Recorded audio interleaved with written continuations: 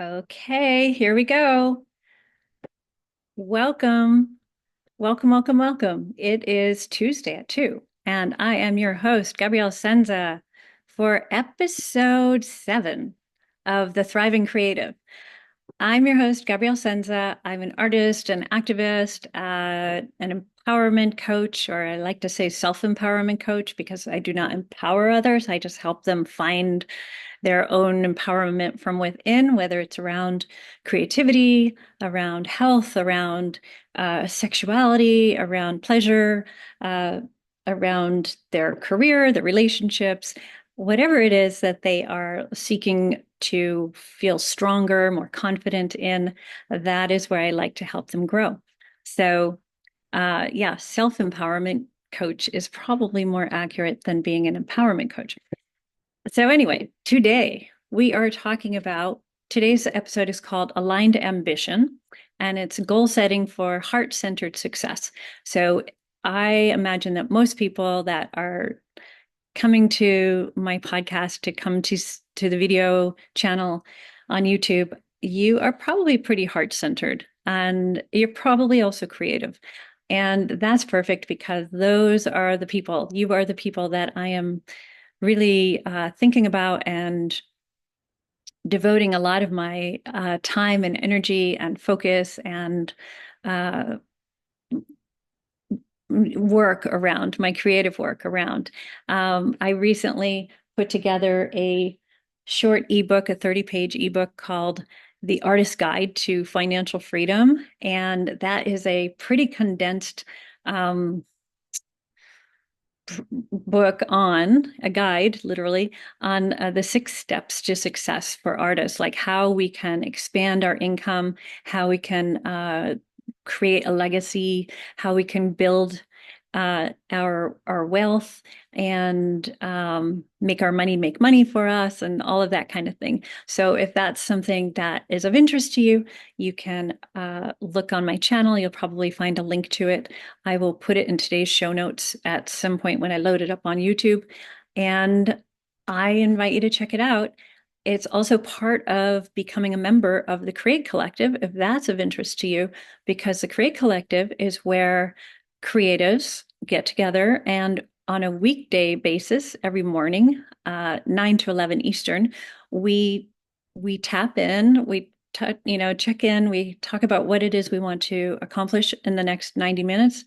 And each person gets a few minutes to say something about that. And then we get to work on it. And then when it's 11:15, we come back on and we just talk about how we did, and everything's okay. We celebrate it all. We celebrate the showing up.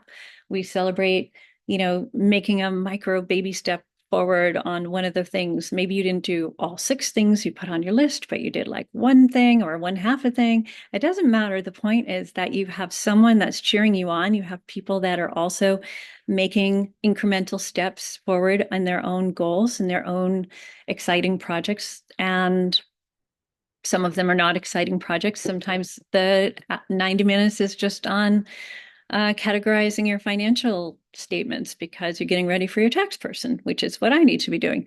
So, it really doesn't matter. It's just to have like a community of like-minded people that are here for you, supporting you, very excited for you. So that's really what the Create Collective's about. So I'll make sure that there are links in the show notes on YouTube, and I think I will also hopefully remember to put them into the Facebook as well. So, anyway, that was a quick, fairly long preamble. Uh, Not specifically about this session, but an introduction. So, let's talk about the power of aligned ambition. So, I like to think of this metaphor. Setting goals is kind of like planting seeds in a garden, like in the right soil, so that when they're aligned with your values, when your goals are aligned with your values, they grow into something meaningful and really lasting and really fulfilling, So we're going to be talking about that today. We're going to talk about uh, the downfalls of setting goals that are maybe not really in alignment, not really, you, not really representing what you're after, and how that can be a little bit uncomfortable and slow things down sometimes. When you're more aligned, things tend to flow. And in my case, in many cases, when I'm working with clients, like things magically open up. And so that's another reason why you would want to make sure that you are going for what lights you up and not what you think should be done or that someone else might be saying that you should do. We are going to, yeah, so we'll talk about how to set some of these goals. Um, and yeah, we'll get that taken care of. I'm excited about that. So I'm looking at my notes here. So why does it matter to have alignment in your goal setting? And actually, I'm just realizing I should have this Facebook window open so that I can see if anybody writes any comments. That would be realizing I should have this Facebook window open.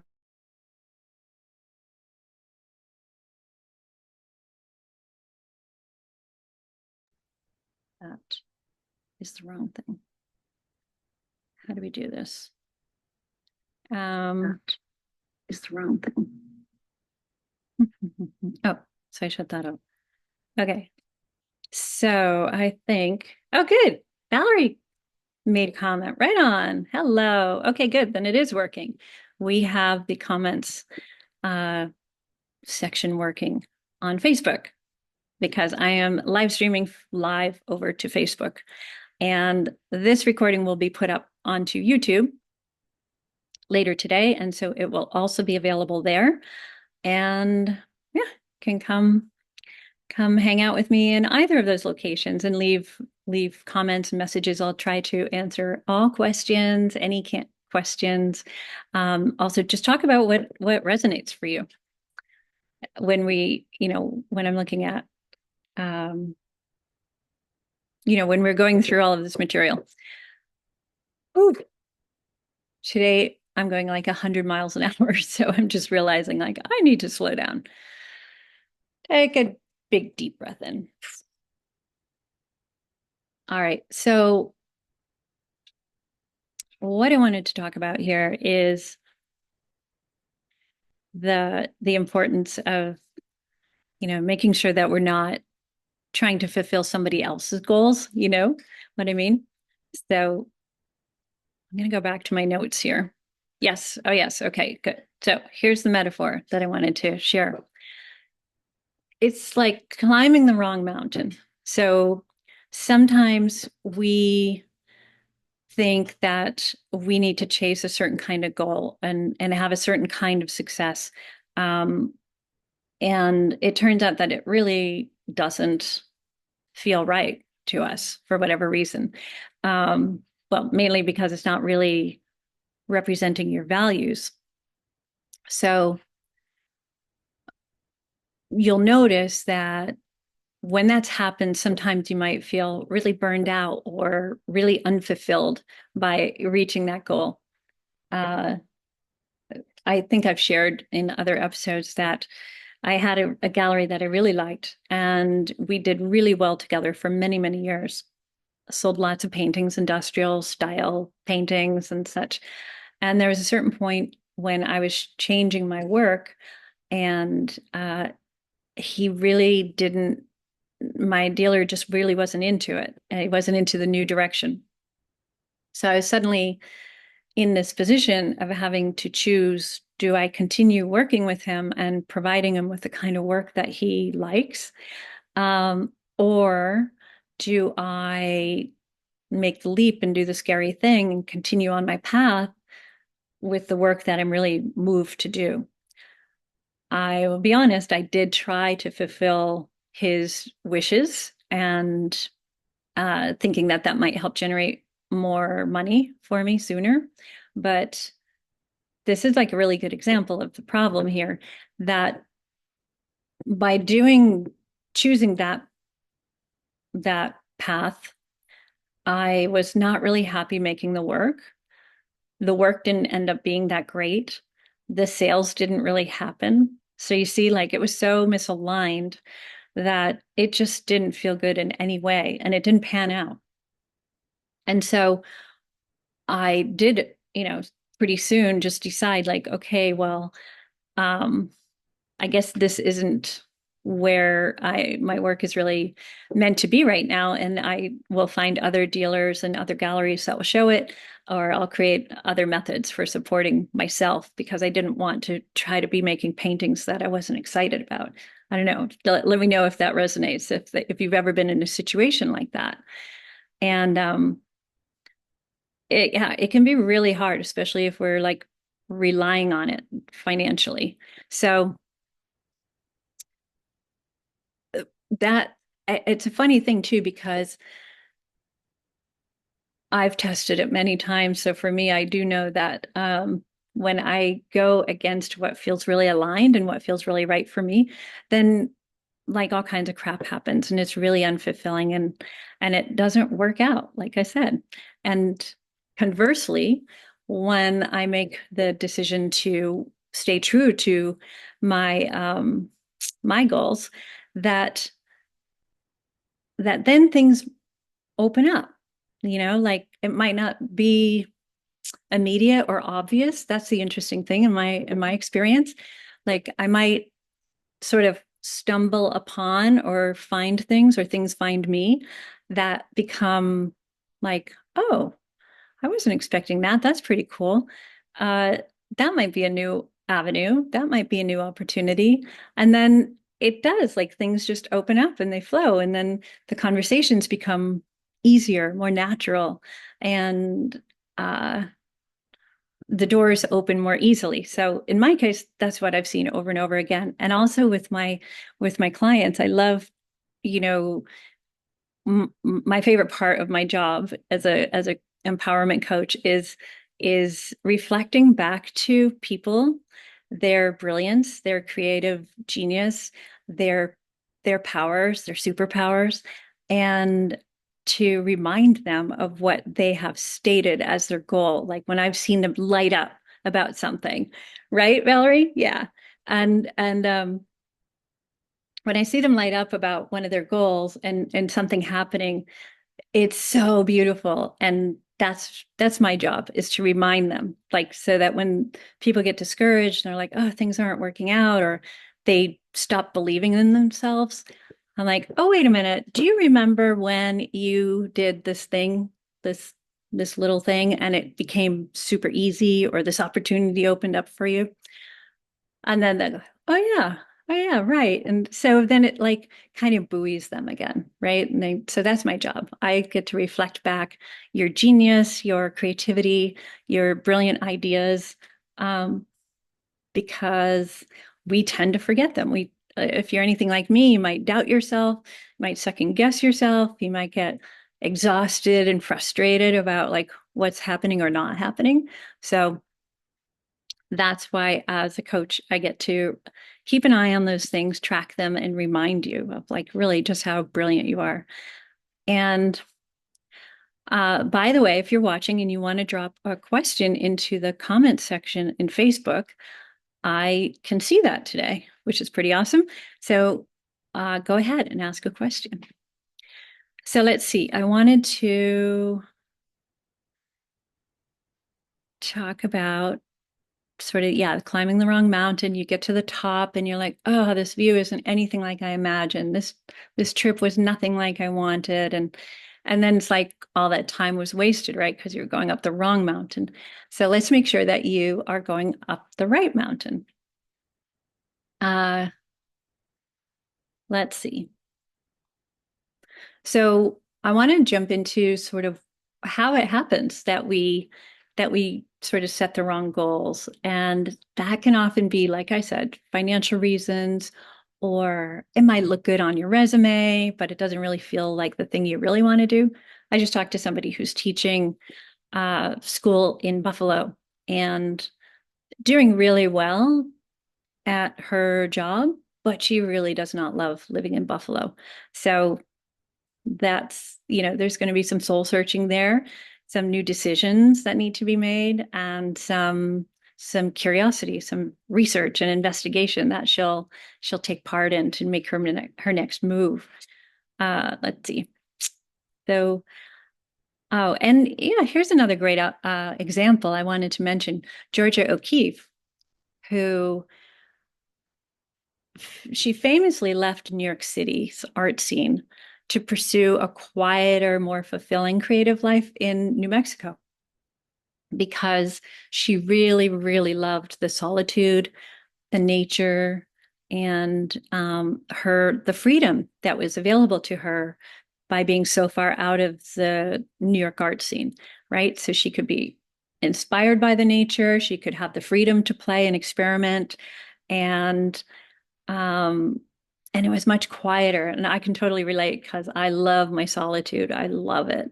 And I love quiet spaces. I love nature. In fact, anytime I can, I walk through the woods to get to the studio, even though it's like way out of the way. I love doing it.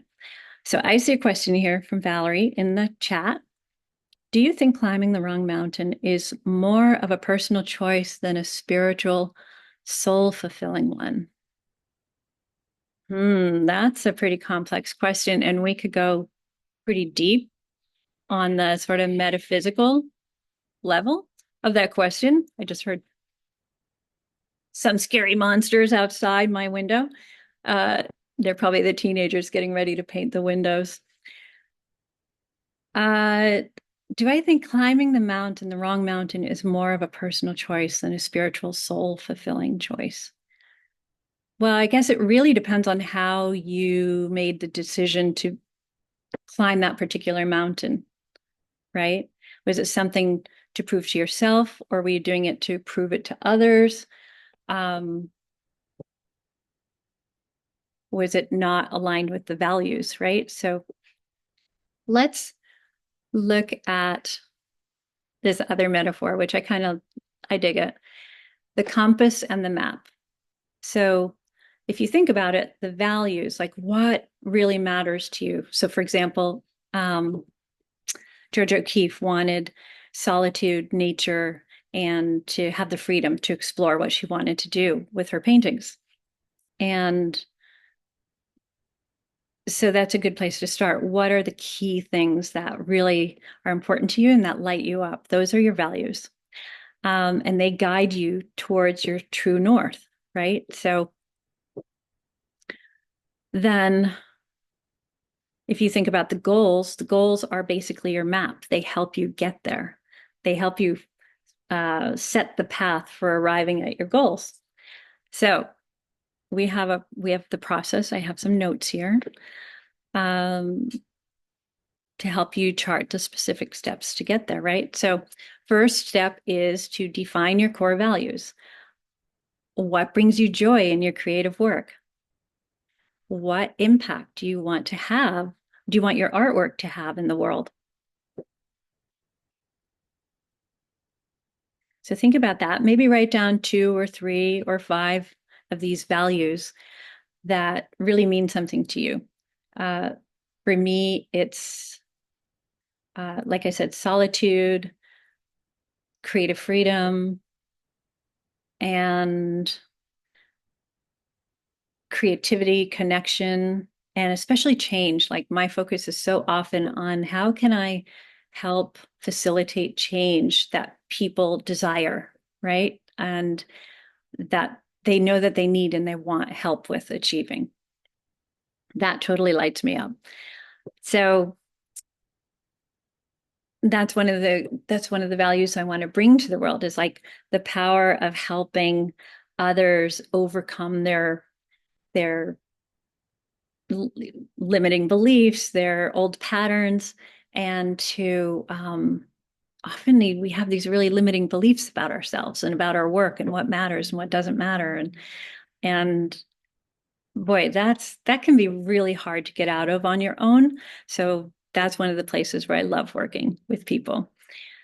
And so then step 2 is creating the goals that reflect those values. So once your core values are clear, your goals can emerge from them. So let's say you um, let's say that I want my art to help inspire people to take climate action. And the way I want to do it is by making paintings and drawings of these Antarctica subjects that I was so lucky to see. I just was It was breathtaking to see Antarctica and in real life and penguins and to learn about the environment and the um, uh, climate change that's happening there and the temperatures in the water changing and all of that kind of thing. And so let's say that's what I want to do. And I want to, as I said, inspire people to take climate action. So if I made a decision to paint, uh, if I set up some goals like, oh, I am going to um, go drive a bus for a job or something, like, how is that related to what I'm up to? It's totally unrelated. It doesn't fulfill any of my goals, right? Or even any of my values.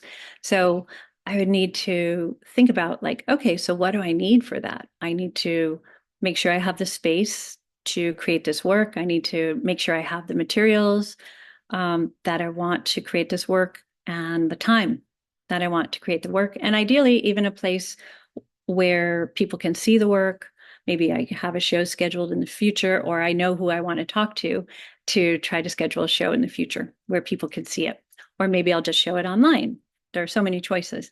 So these are the things that are more aligned with my my values and their goals to help me get make sure I'm on the right mountain and not the other mountain.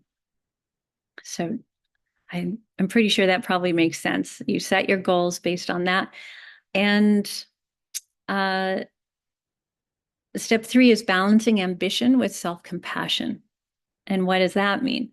So while our ambition drives growth, we really, what heart centered success really requires is honoring your well being and your boundaries. So uh, if anyone written any grants on this call, like if you're watching this later, you can just like, yes, I've written grants. You know what it takes. It takes a lot of time, a lot of effort, a lot of focus. I find them really challenging to do. And how would I, how would I, there's so many ways that I can easily compromise my success with that project. One is by not taking care of myself, not getting enough sleep, not giving myself enough time to fill out the things, not even reading it in advance to see what they're asking for and what I'll need to be thinking about in order to answer the grant application questions. So breaking down each of these goals is really helpful. And there's this cool framework. You've probably heard of it. It's called SMART goals. And the framework is so SMART is the acronym for specific, measurable, achievable, relevant, and time bound. And I like to add an S on the end, so it's SMART, which is soul aligned goals. And today's session is really called heart centered goals, but it doesn't matter, whichever way you want to use it. So think about that, breaking down your goals into the SMART framework. And you can find that online anywhere. Just look up SMART goals and you'll see that it's specific. Like you set it out, like I'm going to write this grant application, or I'm going to complete this work by March of 2025.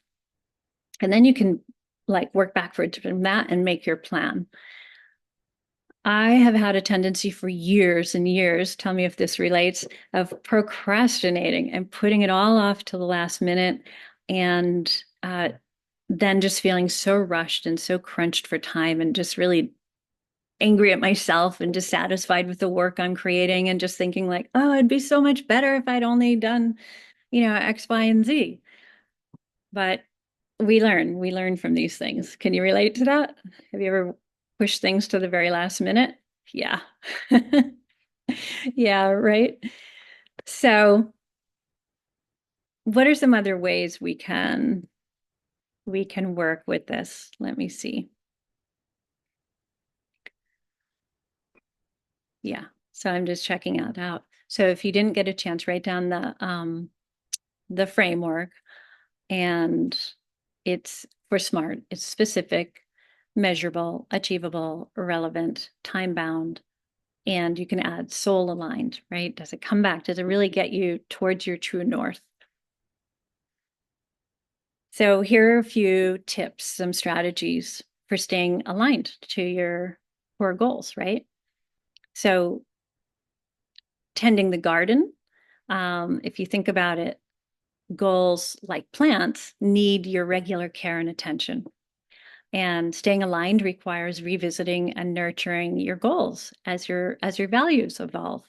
Maybe you decide, I don't want to live in the Southwest anymore. I want to live in where it snows, in the Northeast. So, and I want to be closer to family. If your family is in the Northeast, for example, then you're shifting your values, and uh, you may need to make some changes to your goals. Like, oh, maybe I'll have to postpone my show, or I need to rearrange my schedule so that I can make sure I can accomplish that before I move to wherever I'm moving.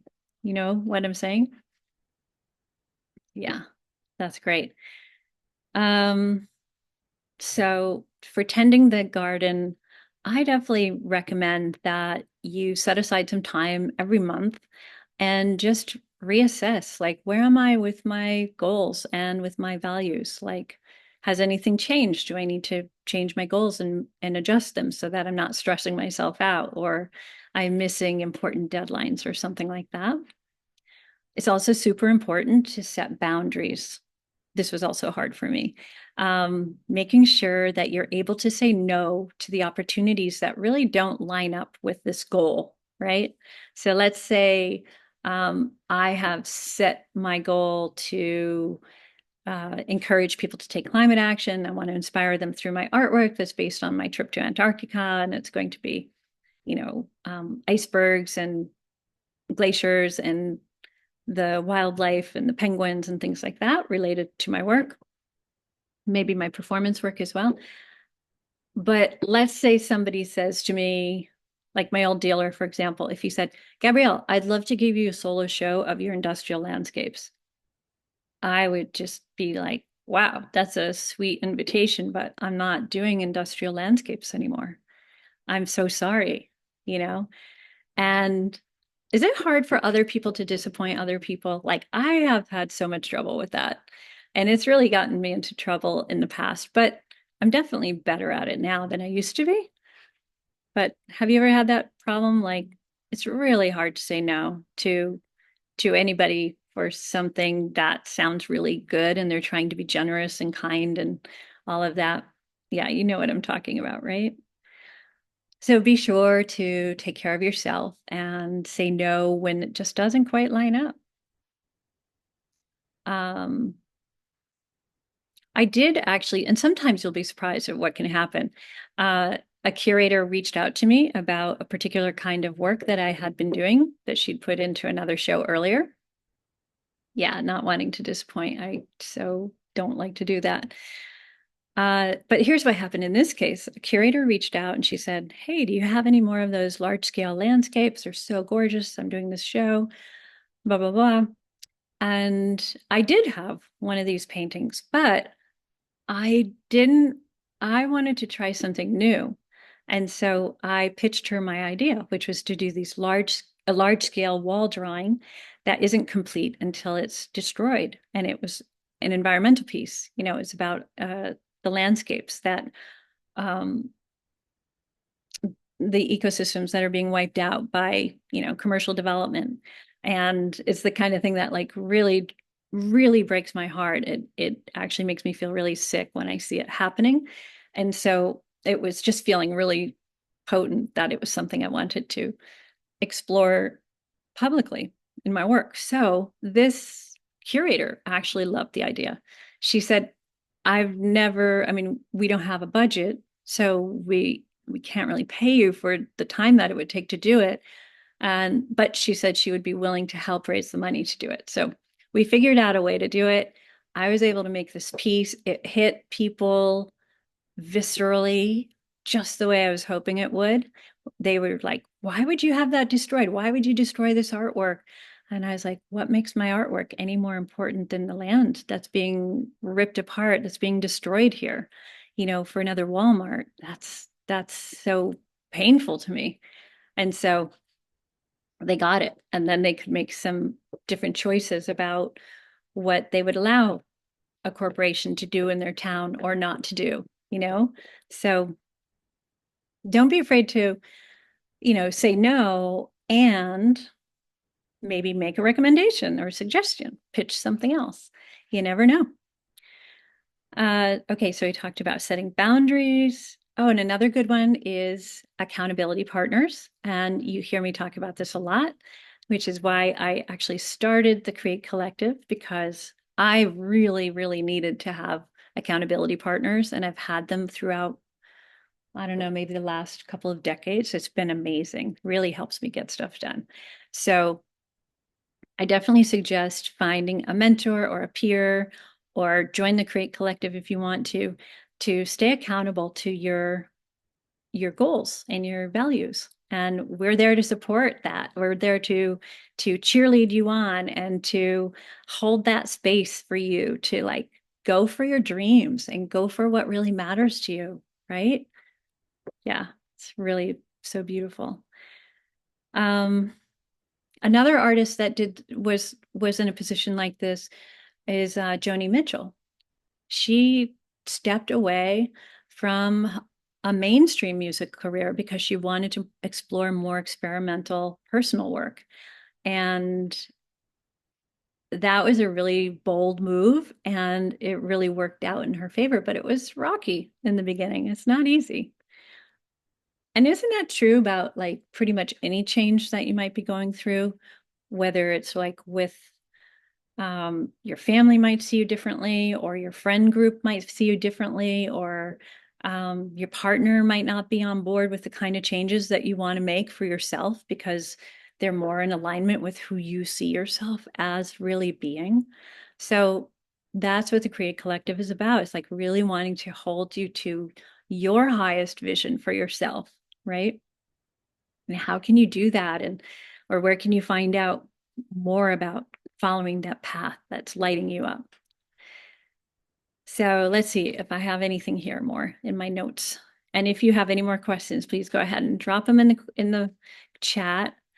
And if you're watching this later, you can still drop them in the chat, and I will try to get to them here on Facebook. Might be easier on YouTube, but we'll find out. Okay, let's see. Da, da, da, da.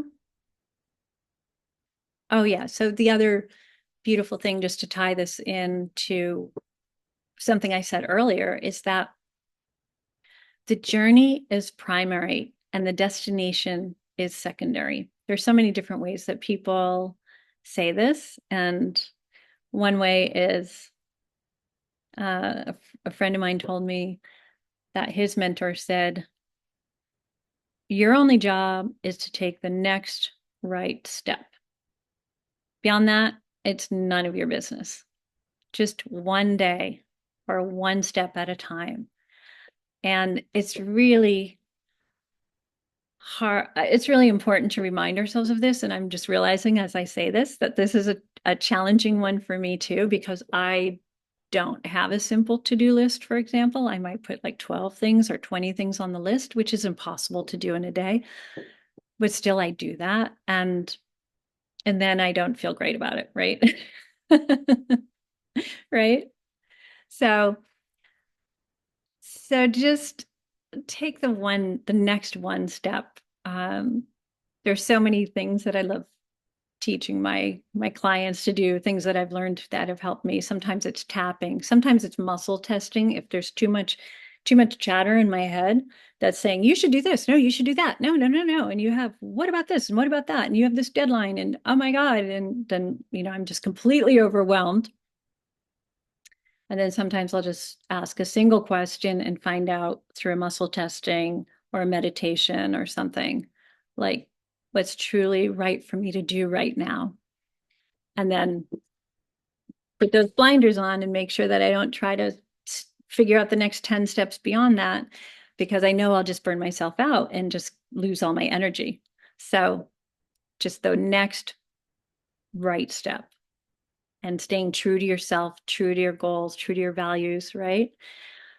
And really honor that creative being that you are and what really makes your soul sing, what really makes your heart light up, and staying with that. Because when we do that, the journey, I think I said this in the beginning, the journey is so delightful. It's so magical and delightful when you're on your right path, when you're setting these goals and saying, okay, I'm going to take this next step. I'm going to do this next thing because that is getting me closer to where I want to go. Right. So it feels more like play. I found that the doors just open much more easily than when I'm trying to force them or when I'm slightly off my um, true path, my true aligned path. So I think that's all I wanted to really get in here in today's episode. And if you have any questions, go ahead and pop them in the chat, or like I said, add them to the Facebook, uh, in the comment section of Facebook or in YouTube. That's where this will be living. And maybe consider taking, a few minutes now or after you write, or put this on pause or whatever after you watch this, and reflect on sort of what your goals are and what your values are, and to see if they're in a alignment, or see if there's something that needs to be adjusted. And if you want to share that in our group, in our comments, or if you just want to DM me personally, that is so awesome. I would love that. So I think that is it, my friends. I'm trying to keep these a little briefer than they've been in the past. And I think we're at about 39 minutes, which is pretty good. Sometimes they used to go over an hour. So that's it for today. I am so glad you were here with me. And I look forward to hearing more about what lights you up, what challenges you might be having, what goals you've set for yourself, or if you want help sort of teasing that out, let me know and I'll see if we can set something up. I send you all my love, all my best. I love that you're here. I love that you are creating things in the world, and I would love to support you in that journey, whatever it is, whatever it looks like. So until I see you again next week, mwah, be well, continue thriving, and follow those dreams. You're the best.